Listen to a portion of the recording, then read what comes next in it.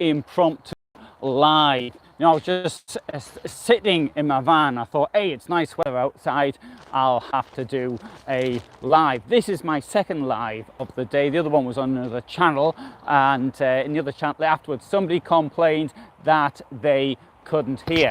I am wearing the microphone here, so if anybody can't hear me, then please write it down, and I'll see if I can do something about it. However, there doesn't appear to be any wind at the moment, and that's a big thing when I'm out. Maybe I need to get a microphone, but all of I've played around with so far, they all have the same problem.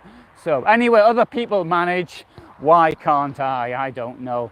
I'm not very gifted at these things. So I am at the campsite here where I'm currently in residence, and as you can see, I'll turn it around, you can see, there we go. So that's where I am right now, and there you go, camp for you. And I'll make this a little bit up, sorry, oh, a delicate touch I feel, and there we go. So this is where I am, and my van is down there. Right, good. So I'll put the thing back on me. In fact, I'll even make it small if I can. Oops. Oops, that's as small as it'll go, I think. Good. I need to get the hang of doing this at the same time.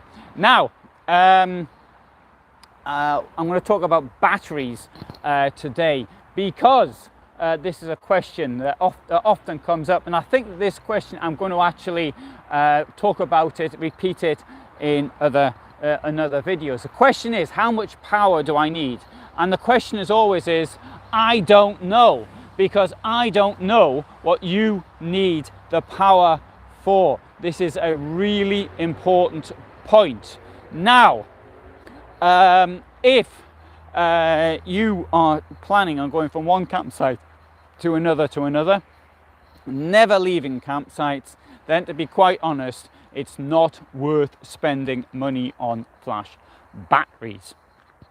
All campsites have hookup, and for the cost of a €1,000 battery, you know, you can, that's a lot of coins going into the meter to feed the electricity. So that probably works out cheap. It depends what you're going to use it for. I don't know if you're going to, you know, if you're living in the thing, then you're still at campsite. Well, maybe it's worth paying for. It is a mathematical choice, and that is the point of the exercise.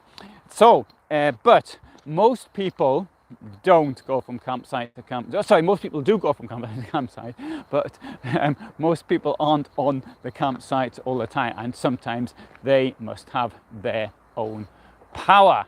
So I'm going to take you over now. This is my van here, and I've got this experiment on at the moment. There you go. So I've stuck this there, which is, you know, it's a bit of a nuisance, because sometimes it's nice to have the sun heating up the vehicle. But anyway, I've just got this. This comes from EcoFlow, and it's a 160 watt solar panel. It's connected to a Power Oak battery inside, and the Power Oak battery is then connected to my computer. Unfortunately, with the Power Oak battery, it doesn't say how much electricity is inside. It's only got 20%, 40%. So I know it's between 20 and 40%. But today I got up at 7 approximately, turned the computer on. It's been on all day. I didn't turn it off even when I was out doing things. I had it uploading stuff. So from what's 5 plus 6 is 11 hours constant computer use, and it's between 20 and 40%, but it was powered by this. And let's have a look there. You can see that the weather today, maybe you can tell, it was quite nice. And so therefore, that gives you an idea. If you want to keep a computer on all day, then that is the thing to do. Something like that. That might work for you. It might work for you, I don't know. It might not work for you. That is the thing. So most vehicles will come with a 80 or 100 amp lead or AGM battery. Now these batteries, you can only use half what's that on that, because that's the nature of the game. So effectively it's a 50 amp thing, and therefore, to be quite honest, if you're going from one place to the other, and that'll do. But you know, if you start using the, I don't know, plugging computers or something, and the computer doesn't really take all that much power, it may seem. A computer watts about 80 watts thereabout, depends what you're actually doing with it, and maybe 75, something like that. But it wouldn't have lasted. So what I did today, leaving my computer on all day, it would have gone dead. Now, obviously, before anybody says this, obviously I am on hookup here. I could just plugged it into the mains, but I'm trying to make a point actually more than anything else. Also, if I were wild camping, I don't suppose I'd have left a, what's it, €400 or €450, something like that, panel on the outside of my van. I mean that also makes sense. However, one thing you can do, of course, you could always put it on the roof where it'd be relatively safe, as long as you don't sort of, even if you drove off. I mean, I have another little panel thing, and I drove quite a long way, and then I remembered it was on the roof, and anyway, it was all right. I've still got it in my van, so it didn't fall off. But we've got this idea actually. Here we sort of thought, well, why don't we just put a little put clips on it to hold it in position on the roof, and then you could take it off when you wanted to. And so that was just that is possible. Now you do see lots of things about batteries and getting battery choices. Now, if you're going to build your own van, I very strongly suggest that you looked at some of these portable solutions, and I've talked about these in other. Hello, Jason. In Cork. So I'd very strongly suggest you had a look at one of them, because they are so easy to install. They've got all the bits you're likely to need, such as your plugs for your 200, your shore power, 230, your 12 volt, you've got USBs, you've got the lot in there. So that's one thing really keen on getting. Now, if you buy a new van, getting some of the clips and all the rest of it for you get what you're given, really, more or less. But you know, you think, is the option? I can only say my experience has been is the following. Renology for quotation, very good. Thanks. If you get a lithium battery, you can use it for the 100% effectively, and the amount of cycles it's got. Now, I bought these batteries called Orange Juice or something like that. I forgot what it was called now, which I've since seen now being advertised £40 each for 100. But I bought two of them for about £180, I think it was, when I got the van, and they lasted me for about 4 years. They have, I don't know, 100 cycles, 200 cycles. Now, a cycle, this is is how many times you take it effectively to zero, more or less. I can't get a straight answer to that in this question, so I don't claim to know. But whereas these lithium batteries, you've got, depends on the types of lithium, but it's running into thousands. And effectively, I know, if I can say my own lithium battery, I've taken it down to zero about 3 times. So in 4 years, 3 times, well, let's say 4 times. So if it's got 1,000 cycles in it, it'll still be going in the air 3022. So that sounds quite good to me. Oh, and sorry, I've got a phone call coming in.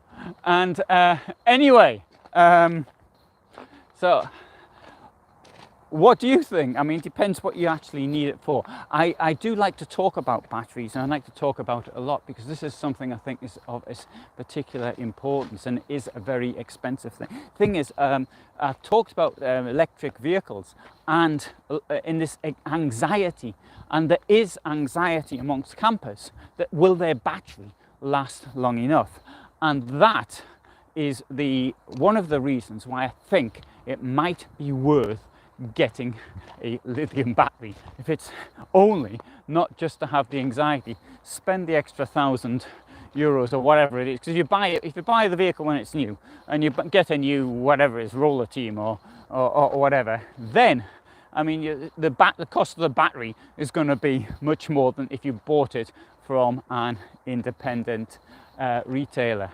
So that's my advice anyway. How much do you need? Can't tell. I mean, the people put up calculations of, well, the fridge takes this much, this takes this much, but you know, your solar, you don't know how much solar you're bringing in. You can see how much solar you're bringing, but you can't plan on how much solar you're going to bring in.